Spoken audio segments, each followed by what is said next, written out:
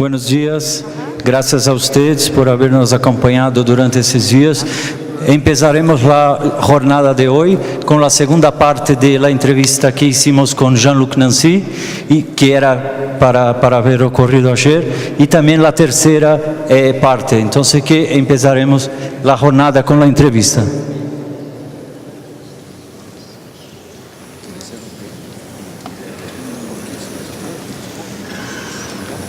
Le perguntamos, ¿por qué es esto que está fuera de la comunidad? Y le comentamos la cita de paz.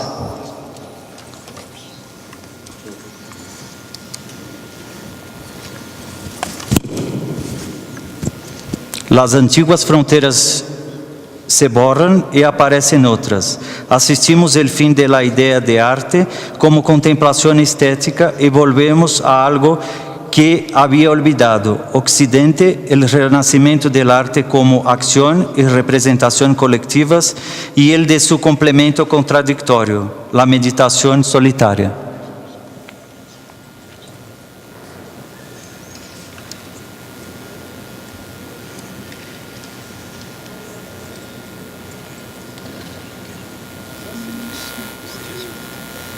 Volumen.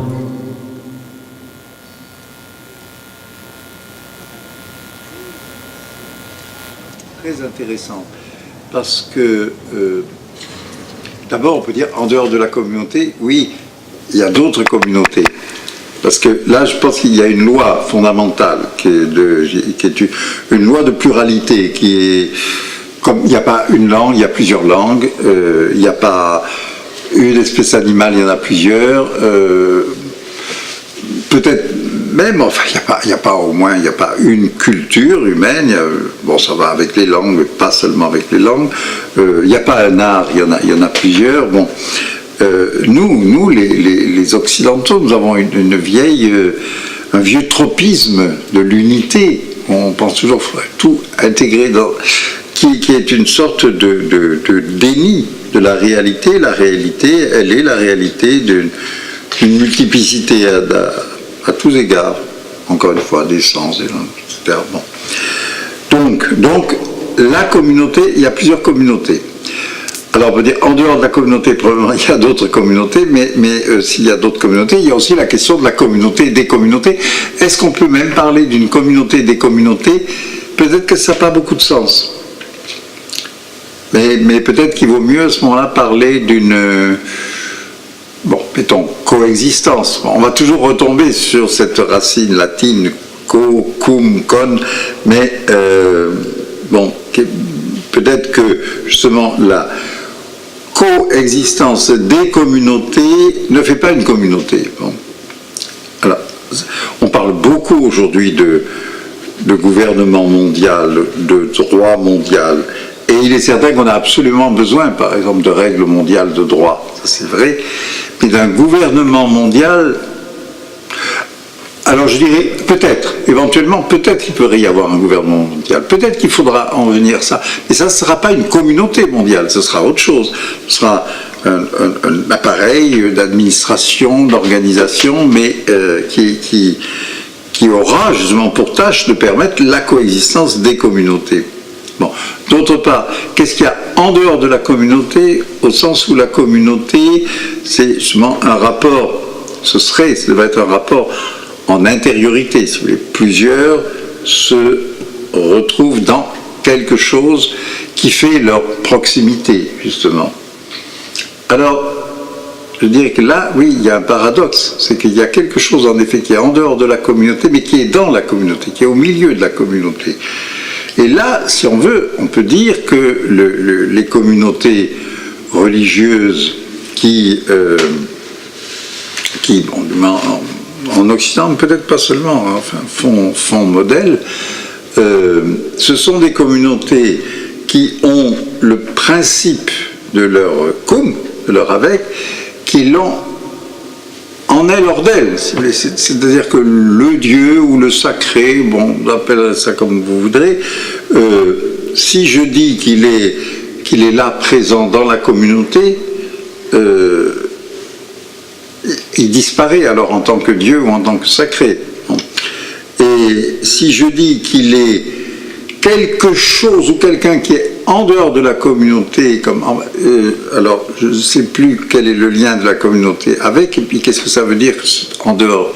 Il est où? Il est lui en communauté ou pas? Remarquez, il n'y a qu'un Dieu qui est en communauté, c'est le Dieu chrétien, qui est trois à lui tout seul.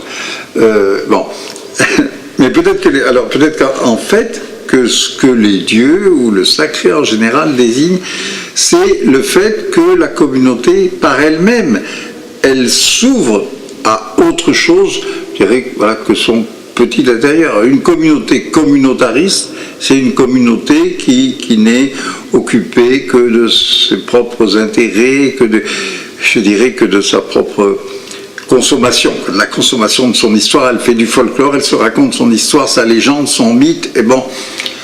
Et au bout d'un moment, comme on sait, ça fait une pauvre vieille communauté usée, ou au contraire, elle se rapporte à quelque chose qui est une ouverture. Voilà, une ouverture. Je ne dis pas du tout forcément un au-delà, pas quelque chose de religieux ni de sacré, mais comment dire, l'ouverture au sens où une communauté, elle est un lieu de création de formes. Par exemple, la communauté mexicaine, c'est ce à partir de quoi il y a un certain nombre de formes, j'entends au sens le plus large du mot. Bien sûr, ce sont des formes visuelles, picturales, donc aussi photographiques, cinématographiques, si vous voudrez. Ce sont des formes qui vont des pyramides anciennes jusqu'aux murales modernes et jusqu'à tout le recours au signe de la mort, par exemple dans la culture mexicaine. Le fait même que le nom Mexique, le nom Mexique est un nom à travers le monde qui est chargé d'un certain nombre de connotations, d'évocations, vous voyez, je ne dis pas de signification déterminée, mais Mexique, il y a tout de suite certaines images, même certains presque parfums qui viennent avec. Bien sûr, la même chose si vous dites France ou si vous dites Groenland. Et ça, justement, bien sûr, c'est ce dont on peut faire un patrimoine qu'on gère, qu'on met dans des musées, qu'on entretient avec un ministère des Affaires culturelles, ou bien, au contraire, c'est un principe d'ouverture et d'invention. Et ça veut dire qu'il y a un certain esprit, si vous voulez, qui est dans la communauté, mais qui, de l'intérieur, ouvre la communauté à son propre dehors.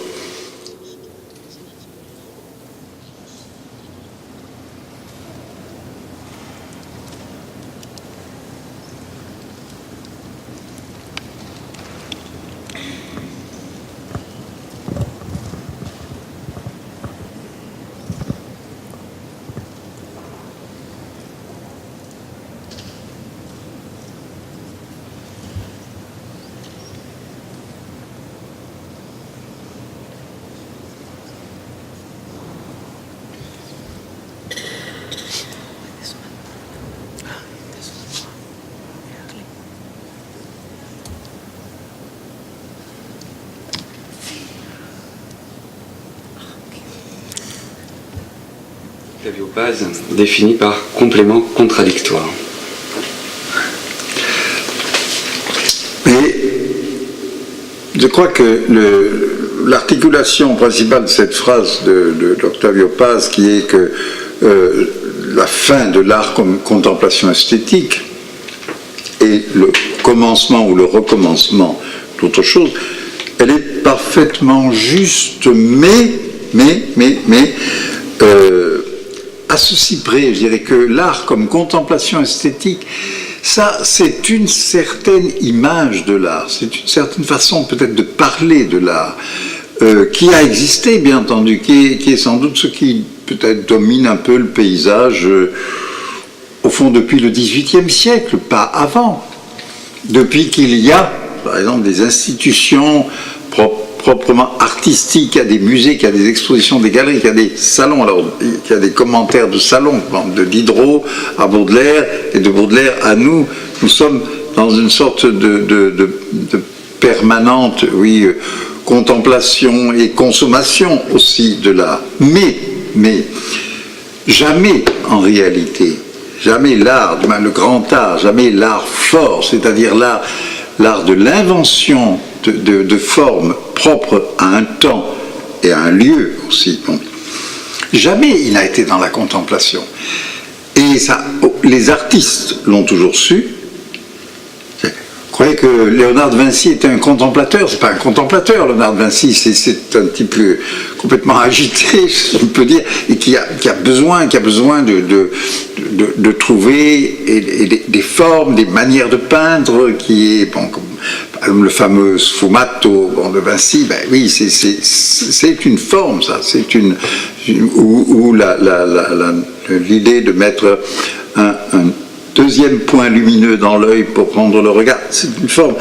Bon, mais ce qui est le cas de Vinci est aussi bien le cas de Velázquez, le cas bien entendu encore plus éclatant de Gréco. Qu'est-ce qu'il fait Gréco, hein? Qu'est-ce qu'il fait dans le temps de Gréco? Qu'est-ce que c'est que ce type qui fait ces formes incroyablement distendues presque, et ces couleurs qui sont pratiquement fluo, hein?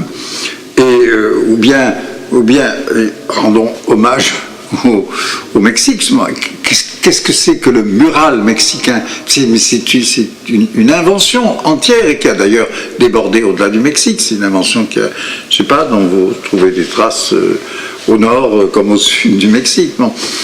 Et cet art-là n'a jamais été, et encore en prenant le mural, peut-être que je donne l'impression d'aller d'aller plus vers donc dont parle Octavio Paz, action et représentation collective, c'est vrai. Ça n'empêche que le mural est aussi l'œuvre d'individus qui sont des peintres, des créateurs, comme on dit, individuels. Mais bon, l'important c'est que individuel ou quelquefois aussi collectif, l'art est un désir de forme qui donne forme à la vie, si vous voulez. Évidemment, c'est pas qu'en regardant ceci ou ça ou en écoutant telle ou telle musique, c'est pas ma vie immédiate qui va ça, mais c'est que ça fait pénétrer en moi ce qu'on appelle des formes. C'est-à-dire, les formes, c'est quoi? Ce sont des choses, si j'ose dire, des choses qui ne signifient qu'elles-mêmes et rien d'autre. Ça, je pense, définition à Faucillon. Il dit une forme ne signifie qu'elle-même alors qu'un signe signifie autre chose. Alors, prenez par exemple cette grande révolution de forme qu'a été, pour toute la musique du monde, hein, le rock. Le rock est lui-même est venu du jazz, et après le jazz, bon, qui était déjà une transformation considérable. Bon, bien, le rock, c'est quelque chose, c'est peut-être le premier phénomène de la mondialisation culturelle, disons, hein. Et peu importe si en même temps, bien sûr, il est passé dans la mondialisation marchande, si vous voulez, bon, ça, d'accord, mais bon. Eh bien, le rock, c'est une transformation extrêmement profonde de la sensibilité musicale. Même quelqu'un de mon âge peut dire que quand le rock est apparu, j'étais quand même très très jeune et je ne comprenais pas bien. J'étais à la fois peut-être déjà un peu trop âgé et j'étais pas dedans. Bon, voilà, je ne rentrais pas tout de suite là-dedans. Il y avait rupture entre le rock et la musique de variété que je connaissais jusque-là. C'est-à-dire que c'est toute la sensibilité du monde qui peu à peu s'est mise à changer. Et d'ailleurs, l'ouverture du rock, ça a aussi ouvert la porte aussi à des tas d'autres musiques populaires qui du coup sont devenues aussi des formes mondiales, en particulier des formes latino-américaines. Bien sûr, avant, par exemple, on connaissait la samba. Bon. Mais après l'épisode du rock, il y avait aussi bien des rockers que des jazzmen qui se sont emparés de formes de musique populaire sud-américaine, comme aussi, par exemple, de musique hawaïenne ou de musique haïtienne. Et aujourd'hui, pour nous, ici en Europe, par exemple, la proximité de formes de musique arabe et des anciennes traditions arabo-andalouses, bon, ça a joué un rôle considérable. Alors, ça veut dire que ce dont parle là Octavio Paz, c'est-à-dire l'art se comprenant pas du tout comme une sorte de contemplation et de satisfaction d'esthète, là, ça a toujours été, mais peut-être qu'aujourd'hui, en effet, c'est plus visible, ça vient au premier plan, parce qu'il y a une transformation sociale générale qui a fait aussi qu'il y avait besoin, sans doute, étant donné qu'on n'était plus dans un certain partage entre une élite, disons une aristocratie et un peuple, qu'il y ait des formes qui sont des formes aussi de l'être avec. Le concert de rock, aujourd'hui le concert de techno, c'est pas le même être avec que le bal, même le bal, que ce soit le bal populaire ou le bal de salon. Voilà. Donc, en effet, je crois bien que nous sommes là-dedans et je crois que ça veut dire que l'art aujourd'hui est vraiment l'endroit qui nous montre de la façon la plus manifeste que le monde est en train de se transformer extrêmement profondément.